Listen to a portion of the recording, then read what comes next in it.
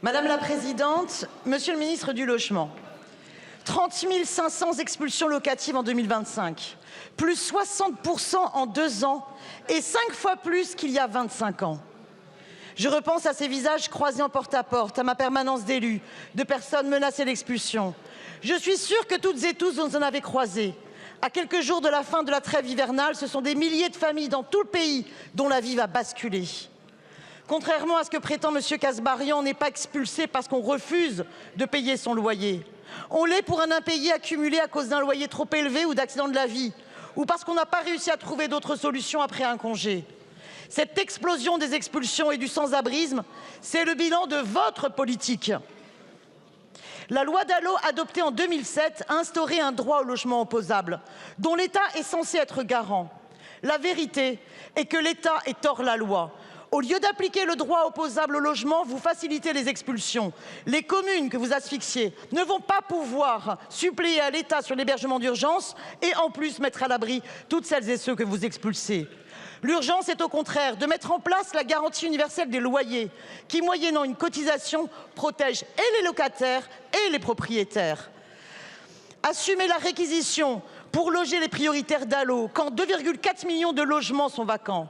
Si l'État refuse de se saisir de cet outil, la justice devrait pouvoir imposer la réquisition au préfet pour loger les personnes prioritaires que l'État a l'obligation de loger.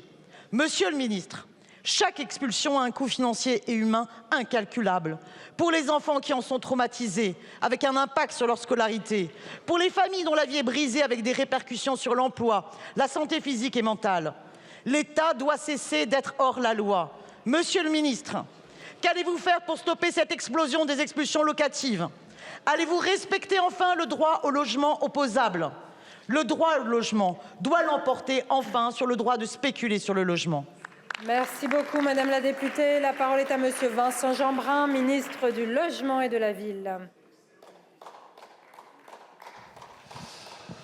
Madame la Présidente, Mesdames et Messieurs les députés, Madame la députée Simonet, d'abord, vous avez raison de rappeler que l'expulsion doit être toujours le dernier recours, car elle s'accompagne d'un lot de traumas que vous avez rappelé, et je partage votre constat, ce n'est jamais la bonne solution, et ça fait effectivement des victimes.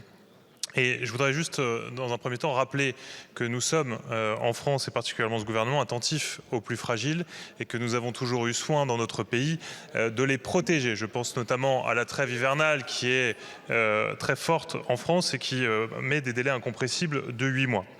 Par ailleurs, nous avons fait évoluer la loi, et notamment à travers un décret du 12 février 2026 tout récemment, qui rappelle qu'au-delà de 450 € d'impayés, l'accompagnement social devient la règle et qu'une commission de coordination des actions de prévention des expulsions se met en place pour accompagner les familles et éviter que les impayés s'accumulent jusqu'à des situations extrêmement graves.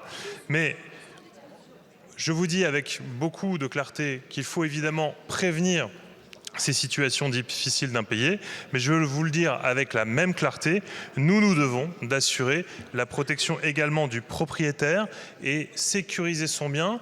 Je rappelle que beaucoup de propriétaires d'appartements qui sont mis en location sont des tout petits propriétaires qui ont en moyenne 1,1 logement qu'ils mettent en location, c'est-à-dire pas grand-chose, et qui bien souvent permet de financer leur retraite ou un complément de retraite ou tout simplement leur vie. Et donc nous devons également les protéger avec beaucoup de sérieux. C'est pourquoi nous travaillons à faire en sorte que les propriétaires dans ce pays aient confiance dans le fait que s'ils mettent en location leur bien, eh bien leur bien ne sera pas squatté, que leur bien ne sera pas, ils ne seront pas privés de l'usufruit de leur bien avec une situation d'impayé global. C'est cet équilibre que nous travaillons, Madame la députée, faire en sorte de protéger les plus fragiles, faire en sorte de les accompagner pour qu'ils n'arrivent pas dans une situation qui les mette en situation d'être expulsés et en même temps garantir avec la plus grande fermeté la loi et défendre les propriétaires. Je vous remercie. Merci beaucoup.